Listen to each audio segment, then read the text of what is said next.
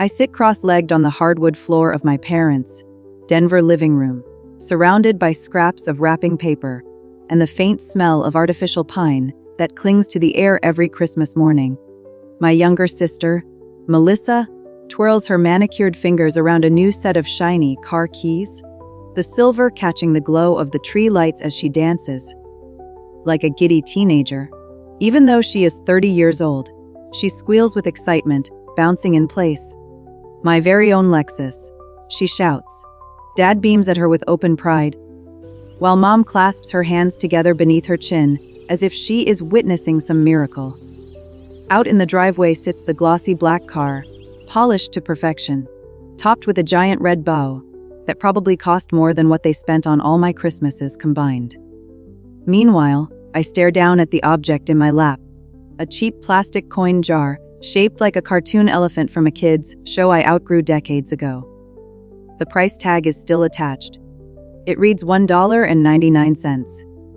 "Open it, sweetie," Mom urges, nodding toward the rubber stopper on the bottom. My fingers feel strangely heavy as I complain. 2 crisp $1 bills fall into my palm.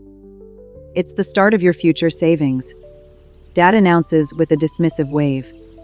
"You've always been the responsible one, not like some people." He winks at Melissa, who fends offense but can't wipe the grin off her face. Silence stretches until Mom jumps in to fill it. Melissa needs reliable transportation for her new clients. You know how important image is in her line of work. Melissa drops onto the couch beside me, her expensive perfume overwhelming my senses. "Don't worry, sis. I'll drive you around whenever you need," she says, patting my knee like I am some poor relative. "Your little Honda must be barely hanging on." The Honda that carried me through snow-packed mountain passes the night before.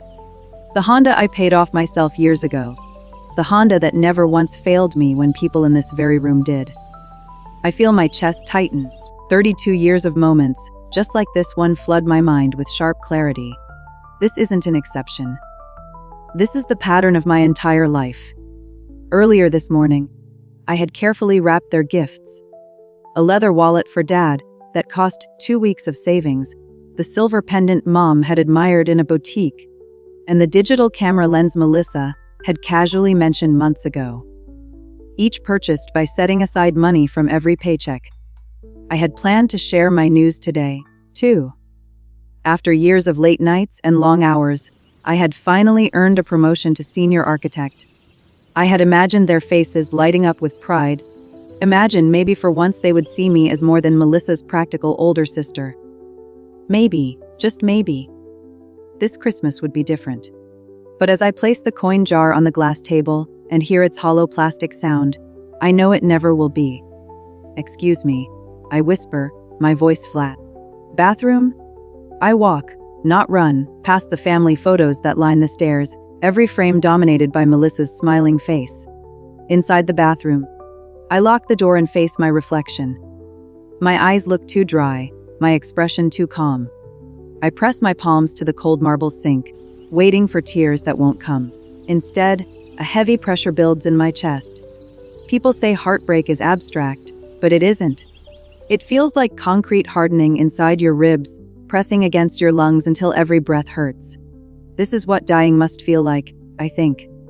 Not dramatic, just slowly being erased. The night stretches endlessly as I lie awake in my childhood bedroom. Melissa's laughter drifts up from downstairs, mingling with my parents' voices as they plan her first road trip in the new car. At 2:15 a.m., I finally sit up. I pack quietly, taking only the things that matter. The faded stuffed bear my grandmother gave me, the photo album from college, the small wooden box that holds my first blueprint. The expensive gifts I bought for them remain neatly wrapped under the tree. They were never about gratitude anyway. The house is silent as I carry my bag downstairs. My house key rests cold in my palm, before I set it carefully on the kitchen counter beside the coffee maker. That will brew in 3 hours. They have made their choice. Now I am making mine. Streetlights blur into watery halos as I drive through the empty streets. The clock on the dashboard reads 3:40 a.m., Christmas morning. My windshield wipers squeak against falling snow while the radio hums with an old carol. I twist the knob until silence fills the car. Have yourself a merry little Christmas. I whisper to the empty passenger seat, my voice cracking on the word merry. The irony burns inside me. Through the southern outskirts of Denver, my Honda's heater struggles against the cold. 7 years old with nearly 200,000 miles. This car carried me through school, through work, through every promotion I fought to earn. It never complained, unlike the gleaming LEXUS sitting in my parents' driveway with its oversized bow. Around 6, my phone buzzes against the console. Mom's face lights up the screen. Not, are you safe? Not, please come home. Instead, did you remember to pay the cabin's electricity bill before leaving? The cabin they bought for weekend getaways, the same one Melissa uses for photo shoots to show off her lifestyle. A semi-truck roars past, splashing slush across my windshield. For a terrifying moment, I drive blind until the wipers clear the mess. My hands tighten on the steering wheel as memories rush faster than the snow. My 5th birthday. Melissa's princess party had pony rides, decorations, and a castle cake. The following year, my celebration was a grocery store cake with 2 friends and paper hats from the discount aisle. Your sister needs the social experience, Dad had said. You're more independent. Independent. Their word for you don't need us. High school graduation. I was valedictorian, gave a speech about perseverance. Their seats sat empty because Melissa's soccer team had an away game. We'll watch the recording, Mom promised. The tape sat untouched on my shelf until I left for college. Your sister needs encouragement, she explained. You always succeed on your own. On my own. Their code for we won't help you. The highway signs count down the miles to the New Mexico border, while old memories flood me like an unstoppable tide. College years. I worked 25 hours a week at the campus bookstore and the cafe. I took the maximum course, load every semester, to graduate early. I stretched scholarships and loans as far as they would go, sometimes skipping meals so I could afford textbooks. Meanwhile, Melissa explored, finding herself in Europe, all on my parents' dime. Your sister needs to see the world, Dad told me during one of our rare calls. You've always known who you are, known who I am. Their code for you don't deserve opportunity. My phone buzzes again. This time, it's Dad. I let it ring until voicemail catches it. The first hints of dawn light up the horizon, turning the snow into bands of gold. My vision blurs, not from the sun, but from tears that finally break through. I pull onto the shoulder, hazards blinking. With my forehead pressed against the steering wheel, I breathe hard. The patterns are too clear now. Dad, always controlling the money, funding Melissa's whims while withholding from me. Mom, always playing with emotions, making me feel selfish if I wanted even scraps of attention. The perfect system. One parent handling the financial favoritism, the other maintaining emotional control. The phone rings again. Not family this time.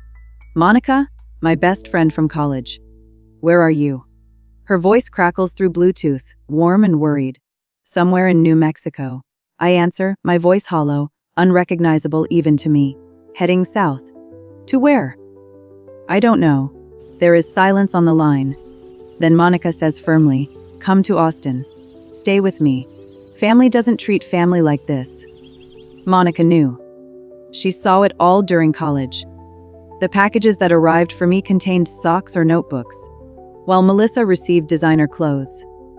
The holiday breaks I spent alone in dorms, because flying home was too expensive, while my parents whisked Melissa off to Hawaii. I can't impose. I mumble.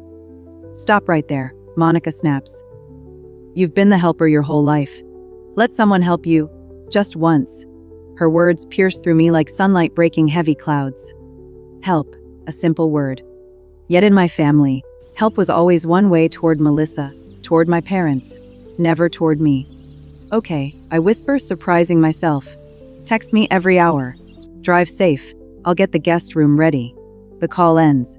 My shoulders drop slightly as I pull back onto the highway. For the first time since leaving Denver, I feel a flicker of relief. By 7:30 a.m., I cross into New Mexico. My phone shows 17 missed calls and 30 unread texts. With deliberate hands, I block them all. The silence that follows feels heavier than any words they could ever send.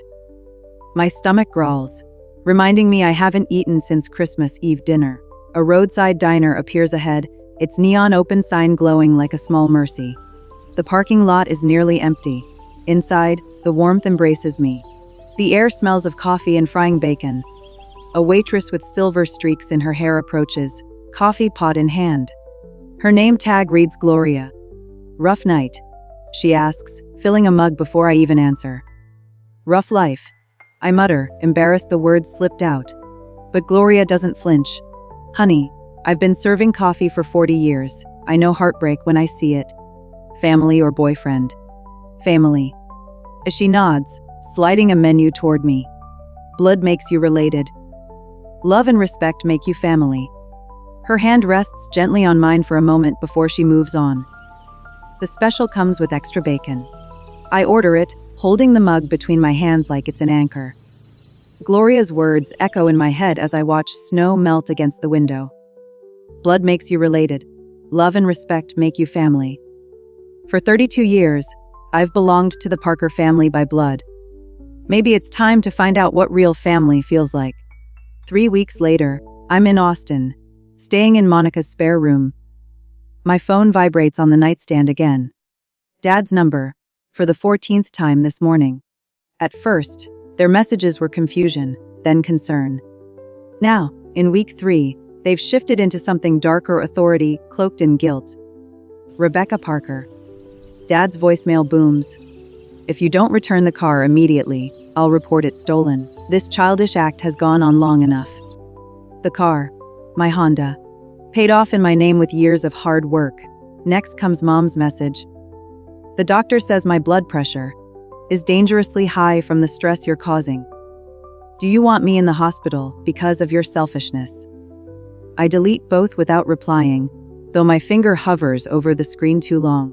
The walls of Monica's guest room are painted a warm terracotta. The sunlight pours in, making the space feel like a real home, not a borrowed one. On the dresser, my laptop screen glows. An email draft waits. I've rewritten it a dozen times. "Dear Mr. Sanderson, I am writing to request a transfer to the Austin office, effective immediately." Before I can second-guess myself again, I hit send. No family favors, no manipulation, just my work, my record, my worth. 3 hours later, the reply lands in my inbox: approved. "You got it?" Monica appears in the doorway, reading my face before I can even answer. "I start Monday," I tell her, still stunned. Her eyes light up. "That's amazing. Now you just need a place of your own." She grins before I can protest. "Already called Andrea from my book club. She manages apartments in the South Congress area. Rent-controlled, safe building. 20 minutes from your new office. You didn't have to. I wanted to." Monica cuts me off, dropping onto the bed beside me. Friends help friends, no strings attached. The words land heavier than she realizes. No strings, no scorekeeping, no guilt. A type of help I've never known. Tears prick my eyes before I can stop them. "I made you another appointment too," she adds, sliding a business card across my laptop. "Dr. Elaine Winters, family therapy." I'm not crazy, I whisper. Monica just nods. "Of course not. But you've been carrying something heavy your whole life. Maybe it's time to set it down somewhere safe." On Tuesday afternoon, the therapist's office smells faintly of lemon polish and old books. Dr. Winters is calm, her glasses hanging on a beaded chain, her shoes making no sound on the carpet. She doesn't rush, just waits. The silence grows thick before I finally whisper the word: favoritism. It hangs between us, like a truth I've known but never said aloud. "My whole life," I add.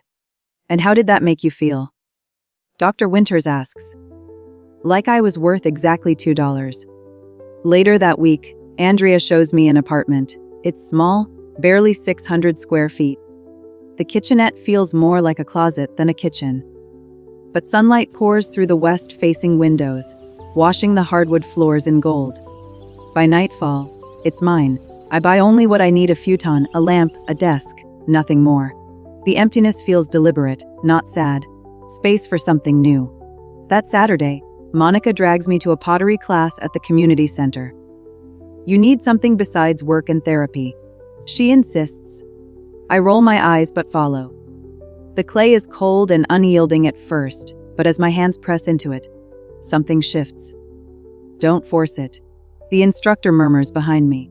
Listen to what it wants to become. By the end of class, I've shaped a crooked bowl, uneven and flawed. But it's mine. Both ugly and beautiful. The first video call from my parents comes 4 weeks after Christmas. I answer on the third ring, bracing myself. Where have you been? Dad demands, face red with anger. Your mother's been sick with worry. Behind him, Mom dabs at her eyes, though they remain dry. I transferred to Austin. I reply calmly. New office. New start. You did this without discussing it with us. Mom gasps, her voice sharp. The old urge tugs at me to apologize, to smooth things over. But I hear Dr. Winter's words in my head. Your feelings are valid. Their reactions belong to them, not you. I needed space. I say instead, space from what? Dad barks. From family. From responsibility. From growing up. From being invisible. I answer. From being valued less than Melissa. From trying to earn love that should have been freely given. Mom's tears spill instantly, right on cue. How can you say such cruel things? We've always loved you both the same.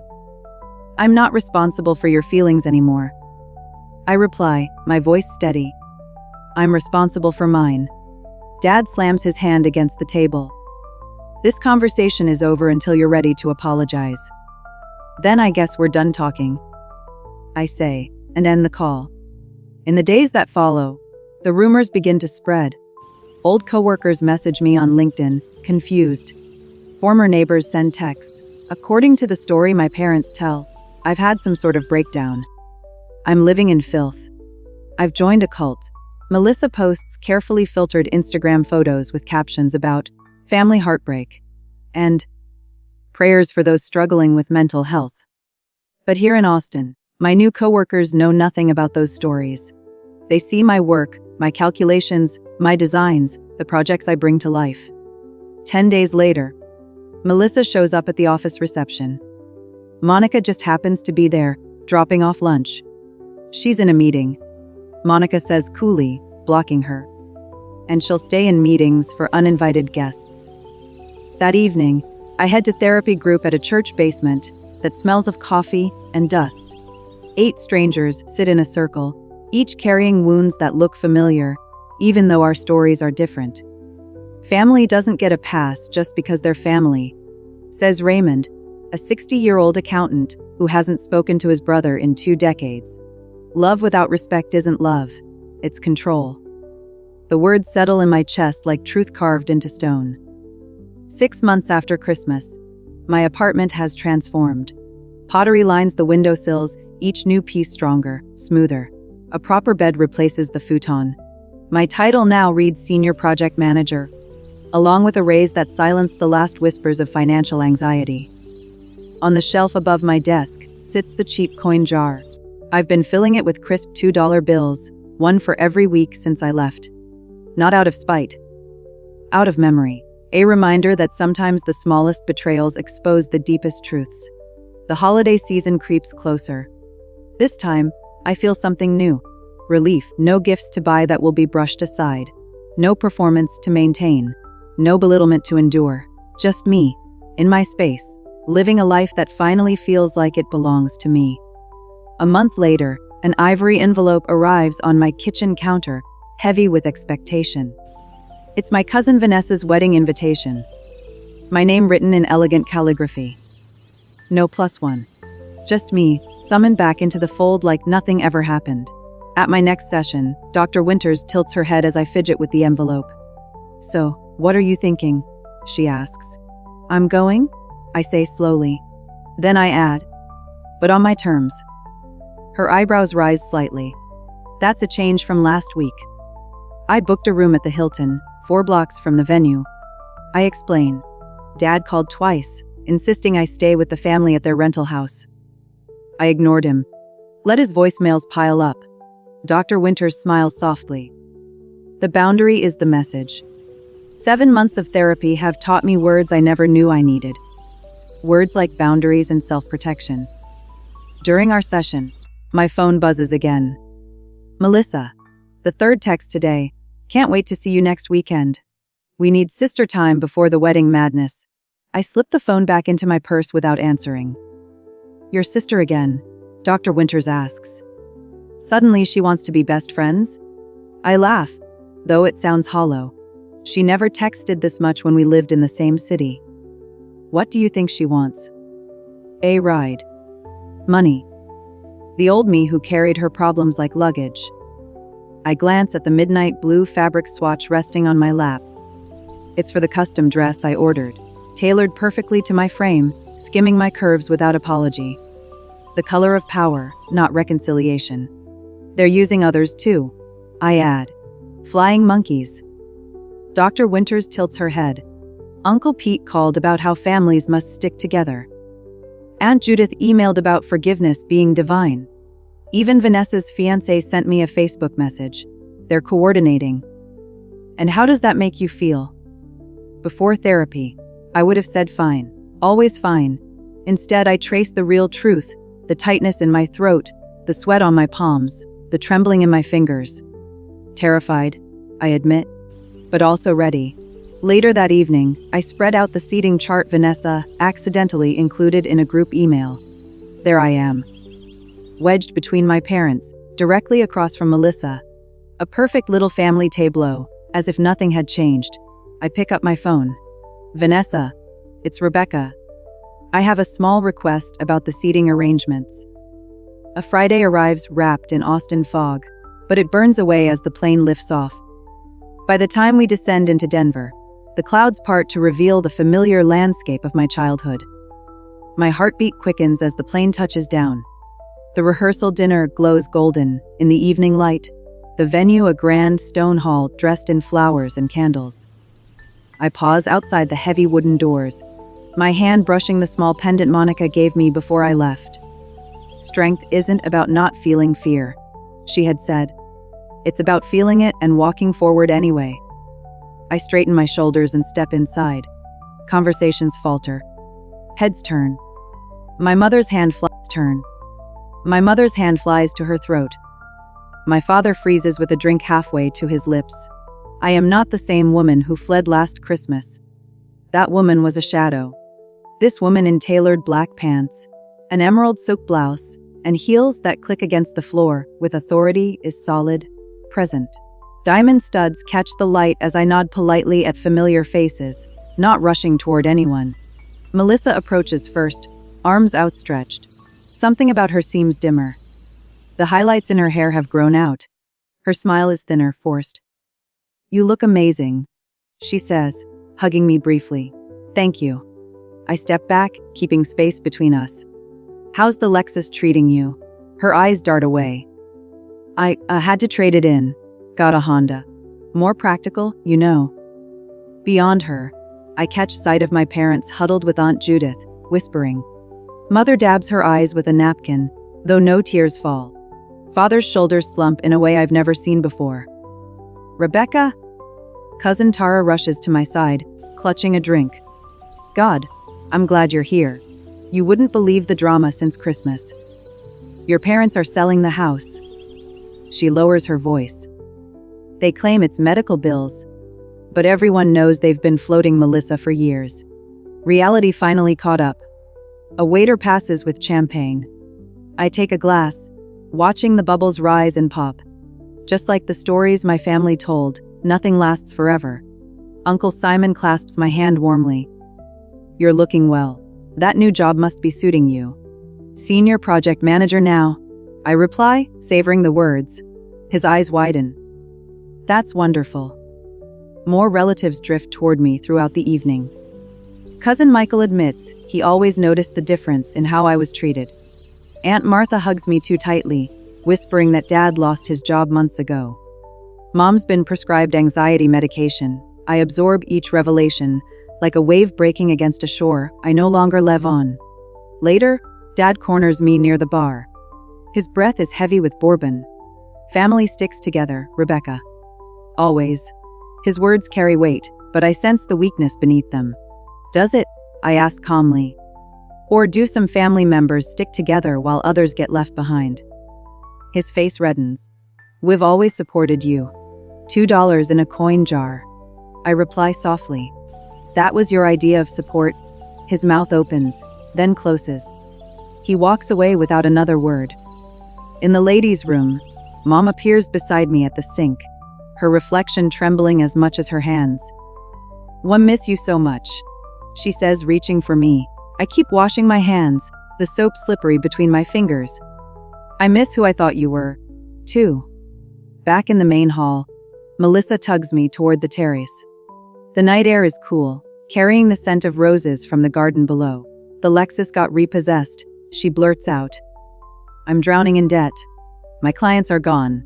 Dad can't help anymore. Her voice cracks, almost childlike. I don't know how to do this, Rebecca. I never learned how to stand on my own. Her words hang between us like fragile glass.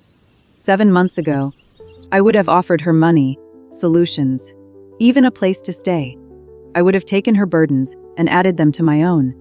Instead, I rest a hand gently on her arm. That sounds really hard, Melissa. Her eyes widen at my response, compassion without rescue. I can help you make a budget. I add carefully. But I can't fix this for you.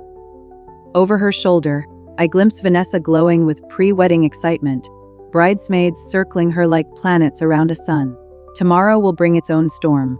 But tonight, standing on this terrace, I feel something new. I am no longer afraid. I am the woman who walked away from a lifetime of being diminished, who built a life from the ground up. Whatever comes next, I will face it on my own terms. The next morning, I stand in Vanessa's bridal suite, watching her transform from nervous cousin to radiant bride. Golden sunlight streams through tall windows, filling the room with warmth. Rebecca, your parents are looking for you? Aunt Martha whispers, her hand soft on my arm. They're in the library. They said it's important. I nod. I knew this moment was coming. 7 months since I walked out of their house with nothing but a suitcase and my resolve. Thanks, Martha, I say evenly. I'll see them after I help Vanessa with her veil. But Martha's eyes flicker with worry. They said it's a family emergency. Of course they did. 30 minutes later, I push open the heavy library door. Mom sits upright in a high-backed chair, tissues clutched in hand. Dad paces near the fireplace, sharp and restless. Melissa stands by the window in a dress that probably cost more than my first month's rent, though the LEXUS is long gone. Rebecca, thank God, Mom says, rising with arms outstretched. We need to talk as a family. I stay in the doorway. The ceremony starts in 40 minutes. Sit down, Dad orders, gesturing to a chair placed carefully opposite them, like a staged intervention. This can't wait. I close the door behind me, but don't move toward the chair. I'm listening. Melissa steps forward, her voice trembling. Rebecca, this has gone far enough. Dad lost his job 3 months ago. The company downsized. Dad cuts in quickly. Budget cuts. Mum's been seeing a therapist for depression. Melissa continues. This all started when you left at Christmas. Mom dabs her eyes with a tissue. We're selling the house, she adds, her voice breaking. The perfect trifecta. Financial crisis, health struggles, and guilt, all tied neatly with a bow. 7 months ago, I would have broken under the weight of their performance. I would have apologized, offered money, begged to help. Not today. I walk calmly to the chair, set my purse beside me, and sit with my back straight. I'm sorry to hear about your job, Dad. And Mom, I'm glad you're getting help. Their faces twist with confusion at my calm response. Didn't you hear what we said? Melissa's voice rises. They're selling the house because of you? No. I answer evenly. They're selling the house because of choices made long before I left. From my purse, I pull out a leather-bound photo album and open it across my lap. Mom frowns. We don't have time for. You called this meeting. I interrupt. So we have time. The first page shows 2 birthday parties side by side. Melissa's elaborate princess party with hired entertainers and a castle cake, and mine the following year with a grocery store cake at the kitchen table. Remember these. I flip slowly through more pages. Christmas mornings, graduations, vacations, each image revealing the same pattern of favoritism. I spent months collecting the evidence, I say. Dad's face reddens. This is ridiculous. We treated you girls equally. From my bag, I slide out a folder of bank statements. My student loans. $67,000 that I paid myself. I place another sheet on the table. Melissa's education. Fully funded, including a year in Europe for inspiration. Melissa shifts uncomfortably. That's not fair. You chose engineering. That was your decision. It was my passion. I correct her. Just like art was yours. The difference is, my passion wasn't considered worth investing in. Mom rises, hands trembling. We didn't have the money when you were in school. Things were different by the time Melissa. I know your records. I cut her off. Dad's promotion came when I was 16. Grandma's inheritance came before my freshman year. You had the money. You chose not to use it on me. The room falls silent as I pull out the last set of pages. Birthday cards spanning 30 years. Melissa's cards are filled with love, praise, and adoration. Mine are lined with practical advice and reminders to work hard and save money. Dad finally exhales, his voice cracking. Would always knew you'd be fine. You were capable. You didn't need as much. There it is. The truth laid bare.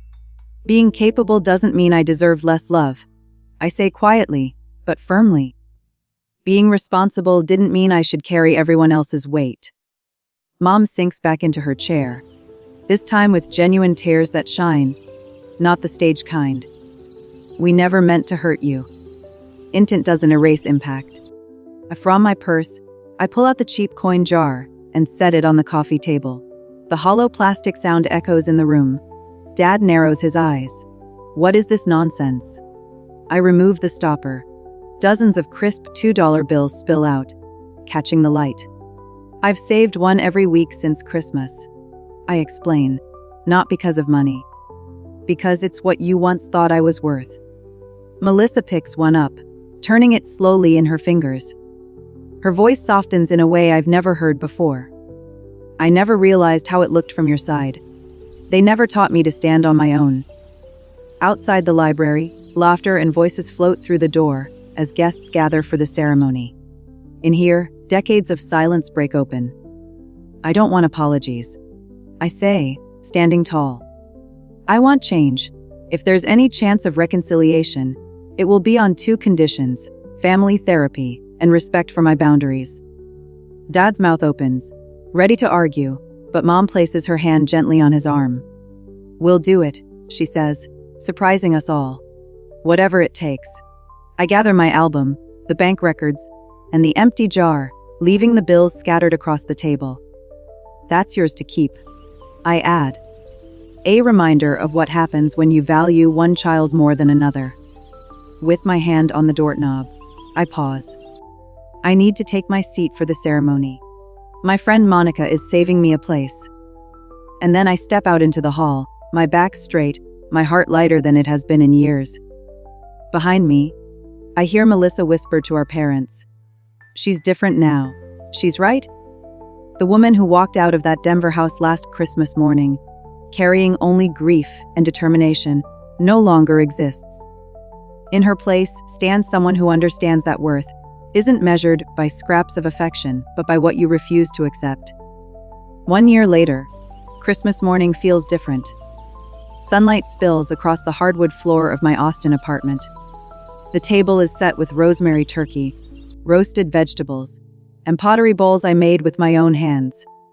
Around me sit people who chose to be here, friends from work, neighbors, Monica. Laughter fills the room. Not the strained kind I grew up with, but the real kind that warms from the inside. To Rebecca? Monica says, raising her glass, curls catching the light. Who builds bridges better than anyone I know, in work and in life? My cheeks flush at the toast. Elliot, sitting beside me, adds, and to Senior Project Manager Parker, whose team finished the Riverbend Tower project 2 weeks early. His fingers brush mine under the table, sending a quiet current through me. Not lightning, not chaos, something steady. Something building toward permanence. 6 months ago, when Elliot first asked me for coffee, I almost said no. Old habits die hard. My therapist, Dr. Winters, had called it progress when I finally agreed. The kitchen timer rings, pulling me to my feet. Need help? Elliot asks, following me. I've got it. I reply automatically. Then I remember Dr. Winters' words. Accepting help doesn't weaken you. Actually, could you carve the turkey? I never learned how. He smiles and takes the knife while I answer my buzzing phone. A video call from Melissa, one of the monthly calls we agreed on after the wedding confrontation. Merry Christmas, she says when I answer. Behind her, I glimpse a small apartment. No designer furniture, no flashy car outside. She looks tired, but grounded. Working 2 jobs has left shadows under her eyes. You look happy, she tells me. Your place looks beautiful. It feels like home. I angle the camera toward the pottery studio set up in the spare room, shelves lined with bowls and vases. How are Mom and Dad? I ask. Dad's 90 days sober today, she says softly, turning the camera toward him. He sits in a modest living room, smaller somehow, but steadier. The meetings are helping. He's different. I nod, unable to fully process the change. And Mom? Still volunteering at the community center. She wanted to join the call but had to help with a food drive. Melissa pauses. They ask about you. Not in the old way. A better way. We talk for a few more minutes before saying goodbye. The wall clock reminds me it is time for dinner.